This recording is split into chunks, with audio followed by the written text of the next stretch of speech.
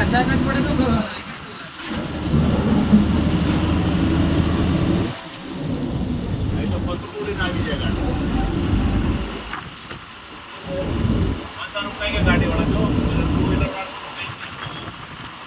આગળ દેખાય નહીં ને એટલા માટે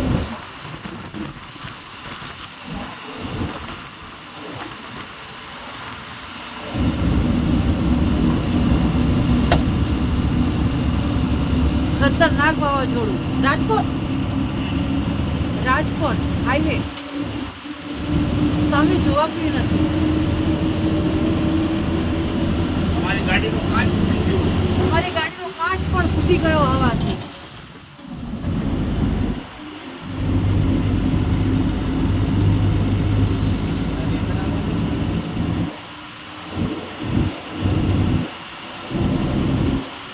આપ જોઈ શકો છો આ વરસાદ નહીં પણ વાવાઝોડું છે.